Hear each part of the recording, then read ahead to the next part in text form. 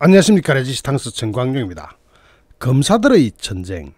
검사들끼리도 전쟁을 칠까요? 네, 칩니다. 검사들도 파벌이 있고 또 정치 바라기들이 많습니다. 한 몇 년 전에 영화 더 킹이라고 있었습니다. 좀 코믹한 영화였는데요. 일부 좀 썩은 검사겠죠. 일부 좀 이상한 검사들이 자기네를 밀어줄 사람이 대통령이 되어야 살아남는다, 출세도 하고 권력도 잡는다 해가지고 구판까지 부립니다. 무당 찾아가가지고 굿을 막 합니다. 무당이 내가 도와줄게 하니까 헤헤 웃고 막 그럽니다. 그런데 현실에 그런 일이 있을까요? 무당을 찾아가는 것은 코믹한 요소로 설정을 했지만 실제로 검사들은요, 권력 바라기가 많습니다. 권력에 줄을 대느냐, 정의롭게 수사하느냐, 이 두 개는 완전히 다르죠. 즉 검사들의 전쟁에서 승리냐 패배냐 이것보다도 이기든 지든 거기에 불구하고 바르냐 그르냐, 옳음이냐 틀림이냐, 정의냐 불의냐, 이런 기준으로 봐야 되는데 검사들의 세계에 막상 들어가면은 그렇지 않은 검사들이 참 많습니다. 대표적으로 권력 쪽에 줄을 서는, 그러니까 옳고 그름의 문제로 사건을 대하지 않고 권력 쪽에 서서 권력 편한 대로 권력이 잘못한 거 있으면 확 덮어주고 멀쩡한 사람만 피해를 보게 만드는 그런 검사들이 실제로 있습니다. 그것이 가장 두드러졌던 게 문재인 정부였습니다. 지금 최근에 새롭게 사건 하나가 재등장합니다. 재기수사 명령이 나왔는데요. 재기수사는 뭐냐면은 어떤 사건을 검찰이 처분을 했습니다. 처분을 했는데 처분에 불복해가지고 고등법원에다가 다시 이 사건을 다시 봐달라 하고 올리는 것을 항고라고 합니다. 그러면 그 항고를 접수한 고등법원은 이 사건을 딱 보고 기각을 시킬 것인지 또는 수사를 다시 해라 하고 해당 청에 돌려보내든지 그 결정을 해야 되죠. 그게 고등법원에서 하는 일입니다. 그런데 재기수사 명령이 하나 나옵니다. 그런데 대부분 이 재기수사를 받은 검찰은 거의 대부분 그 재기수사 방향으로 수사를 해요. 왜냐하면 한방 털려 먹었다는 게 드러난 셈이니까 재기수사 명령을 받으면 이걸 진짜로 제대로 파고 들어가야 되겠죠.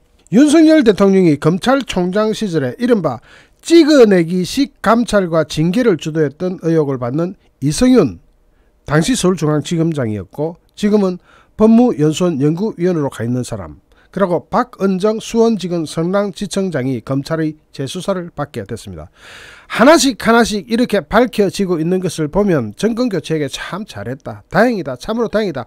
안 그랬으면 이런 검사들이 권력을 쥐고 국민들을 상대로 어떤 일을 했을 것 같습니까? 제가 박은정의 여죄를 또 다른 것을 하나 꺼내들 텐데, 서울고검은 이성윤과 박은정에 대해서 1차 수사기관의 고발 각하 결정과 관련해서 사건을 다시 수사하라는 재기수사 명령을 내립니다. 이건 한반도 인권과 통일을 위한 변호사 모임 한변에서 추미애가 법무부 장관 시절인 2020년 12월 달 적법하지 않은 절차에 따라 감찰을 벌였다면서 이성윤과 박은정 지청장 등을 통신비밀보호법, 개인정보보호법 위반, 공무상 비밀누설, 직권남용 권리행사 방해 등의 혐의로 검찰에 고발을 했는데, 이들이 채널A 사건에 연루된 한동훈 당시 검사장 감찰을 명분으로 입수한 자료를 윤석열 검찰총장에 대한 감찰을 진행한 법무부 감찰위원회에 이걸 넘겼는데, 이것이 바로 여러분이 알고 계셨던 거기까지입니다. 그런데 오늘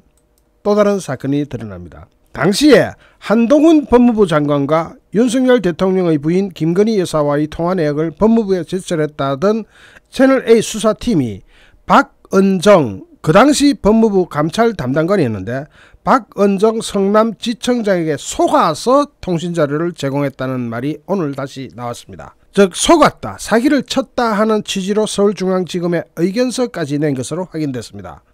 서울고검의 관련 사건 재기수사 명령 결정에는 이 같은 당시 수사팀의 의견서가 영향을 미친 것으로 해석됩니다. 그런데 이 의견서는 어떻게 제출되게 됐을까요? 오늘 문화일보가 이걸 특종을 터뜨렸는데, 작년에 변필건 중앙지검 형사 1부장과 채널A 사건 수사 검사들은 박은정 전 담당관이 수사팀을 속이고 한동훈의 통신자료를 가져가겠다는 취지의 의견서를 같은 청 형사 3부에 제출한 겁니다. 의견서에는 박은정이가 통화 기록을 가져가기 위해서 수사팀에 보낸 공문 등을 확인해 달라는 내용도 담겨 있는데, 이 의견서는 이례적으로 자료 제출 요청 형식이 아니라 서울중앙지검 민원실을 통해 접수가 됩니다. 민원실에 넣는 이유가 뭐겠습니까? 기록 다 남기긴다. 민원실에 딱 접수되면 1년번호 딱딱 찍히고 빼지를 못하죠. 워낙 이상한 행동들을 하니까 윤석열 검찰총장 징계가 진행되던 2020년 12월 달에 변호사단체인 한반도 인권과 통일을 위한 변호사 모임에서 박은정 담당관이 한동훈 장관 감찰에 사용하겠다면서 통화 기록을 가져갔지만은 실제로는 윤석열 총장 감찰에 사용됐다면서 이게 불법이거든요. 여기에 쓰겠다고 자료를 가져가서 저기에 써버리면 불법이에요. 왜냐하면 사건에 따른 처리이기 때문에 A 사건에 있는 자료를 B 사건으로 그냥 가져가는 것은, 법원의 영장 없이 그렇게 하는 것은 이건 완전히 엉터리가 돼버리죠. 법원 영장이 그럴 때 필요한 건데, 더구나 당시 윤석열 총장은 채널A 사건 피의자가 아니었습니다. 당시 박은정 담당관은 통화 내역은 법무부 감찰 규정에 따라 적법하게 수집한 자료라고 반박했는데, 형사 3부 배당 이후에 박은정 담당 관련 수사는 제대로 진행되지조차 않았습니다. 이에 수사팀은 진술서 형태로 서면까지 날인해가지고 기록을 남겨야 된다 하고 의견서를 첨부해놨던 겁니다. 그러니까 당시에 박은정이한테 속았긴 했지만 이 의견서를 남겨둠으로써 나중에 박은정이가 뒤통수를 맞을 정말로 불법 행위에 대한 처벌을 받을 수 있는 근거를 남겨놓은 겁니다. 박은정이는 이거 형사 구속돼도 몇 번 돼야 되는 사람입니다. 어떤 정도의 인물이냐, 이재명의 성남FC, 이재명도 권력자가 될 가능성이 있다 싶으니까 또 거기다 줄을 씁니다. 박은정이가.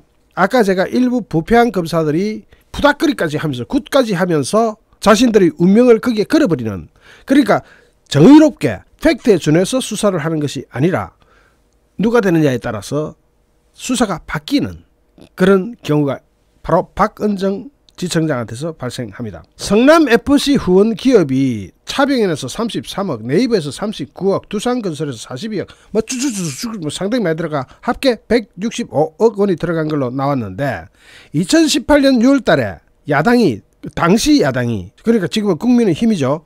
당시 야당이 이재명을 제3자 뇌물 제공 혐의로 고발을 했는데, 무려 3년 3개월 동안 수사를 질질 끌어왔는데, 마침내 2021년 9월 달에 경찰 무혐의, 경찰에서는 이것을 불송치하겠다고 결정을 합니다. 그러니까 고발인들이 다시 이의 신청을 하죠. 고발인이 당시 야당 아닙니까?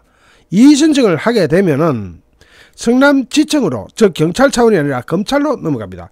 거기 관할 검찰은 성남지청이었고, 이때 박은정이 거기에 지청장으로 가게 됩니다. 그나마 지금 검수완박법에 의하면은 앞으로 이의 신청조차도 불가능하게 만들어놨습니다. 이거 빨리 법 고쳐야 됩니다. 그렇지 않으면 억울한 사람 무지하게 나옵니다. 지금 당장 이재명은 완전히 죄를 짓고도 날아갈 수 있는 분위기를 만들고, 나머지 사람들은 전부 다 피해자가 되어버리는 거예요. 그런데 이의제기도 못하게 만들어놨습니다. 지금 현재 검수완박법은. 하여튼 간에 성남지청은 사건 재수사 여부를 검토하는데, 박은정 지청장이 사실상 4개월 동안이나 수사를 방해합니다. 그러니까 당시에 성남지청에는 박하영 차장검사라는 분이 계셨어요. 여러분, 차장검사와 부장검사 누가 높습니까? 우리 사회에서는 부장이 높고 차장이 낮죠. 차장 거쳐서 부장 승진하잖아요. 검찰은 다릅니다. 완전히 다릅니다. 부장 거쳐서 차장 됩니다. 그러니까 차장검사 정도 되면 굉장히 높아요. 특히 지청 같은 데는 차장검사 위에 바로 지청장밖에 없습니다. 그런데 그 당시 성남지청에 근무하고 있던 박하영 차장검사가 이 박은정 지청장이 부당하게 지시를 할 때마다 그 내용을 일목요연하게 정리를 한 일지를 작성했다고 합니다. 이거 나중에 그 일지 또 박은정 수사할 때 나오겠죠. 박은정은요, 실형 살아야 됩니다. 아무리 검사고 뭐가 떠나가죠. 이 정도면 실형 사는 거예요. 한 법조인은 박은정 지청장이 정당한 수사를 막았다면 직권 남용에 100% 해당한다라고 이야기합니다. 이 박은정은 부부가 다 굉장히 부도덕합니다. 그러니까 박은정 지청장의 남편이 누구냐 하면 이종검 대검 형사부장이었습니다. 추미애 장관 인사청문회 준비단의 업무를 총괄하기도 했고, 조국이 법무부 장관 시절에 발족한 검찰개혁 추진지원단의 부단장까지 맡을 정도로 문재인 정권과 아361대가 철석 붙어있던 사람입니다. 그 후 서울 서부지청장을 거쳐서 지금은 다른 데가 있습니다. 그거 좀 이따 말씀드릴게요. 이 부부 자체가 문재인 쪽에 붙어가지고 문재인 정권의 부정이나 부패 또는 이재명의 부정이나 부패 이런 걸 싹싹싹 덮어나가는 역할을 하게 됩니다. 검사가 그런 역할을 하면 안 되지요, 여러분. 검사가 푸닥거리를 하는 거랑 똑같아요. 그러니까 검사는 오로지 팩트와 정의감각 이런 걸로만 수사해야 합니다. 진실과 정의에 의해서만 수사해야 되는데 어쨌든 박은정 지청장이 성남FC 수사를 막아서 박하영 차장검사가 사표까지 냅니다. 당시 박하영 차장검사는 상급자인 박은정 성남지청장이 이재명 후보의 성남FC 후원금 의혹 사건의 재수사를 가로막는 것에 항의하면서 당시 사직서를 제출해버렸습니다. 이런 분이 사직서 제출하는 건 참 아깝죠. 검찰 인재로 볼 때 참 아깝습니다. 당시 박하영 차장검사는 형사 일부와 함께 경찰 사건 기록을 검토한 뒤에 재수사 필요성을 박은정 지청장에게 수차례 강력히 보고했다고 합니다. 그러나 박은정 지청장이 번번이 재검토를 지시하는 등 약 4개월에 걸쳐서 골든타임 다 놓치고 사실상 수사를 방해한 것으로 알려졌습니다. 박은정은 법무부 감찰 담당관으로 있으면서 윤석열 당시 검찰총장의 중징계를 주도하는 등 대표적인 친문재인 정권 검사로 꼽힙니다.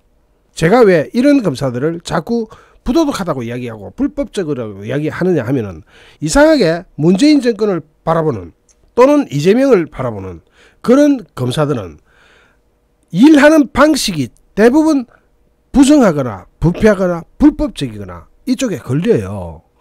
그거는 굉장히 옳지 못합니다. 대한민국 검찰 사회를 완전히 베려놓고 있는 거죠. 대한민국이 바로 서려면 이런 검사들부터 자리를 비워줘야 됩니다. 그래서 쫓아내야 됩니다. 그리고 지연죄가 있으면 마땅히 그에 맞는 벌을 주기 위해서 기소를 해야 됩니다. 구속 기소도 해야 됩니다. 필요하다면. 그래서 지금 인사를 했습니다. 인사를 했는데 그 숫자가 그렇게 많지는 않아요. 문재인 정권에 찰싹 붙어가지고 또는 추미애한테 찰싹 붙어가지고 자신의 출세만을 바라보는 푸닥거리를 하는 검사들과 거의 똑같은 그런 검사들이 숫자가 그렇게 많지 않습니다. 문재인 정권하고 가까운 성향으로 알려진 여러 검사장들에 대해서는 권고사직에 가까운 인사발령이 이루어졌습니다. 그런데 이런 인사를 내도 형사재판 중이거나 또는 내부적으로 징계 단계에 올라가 버리면 사표도 못 냅니다.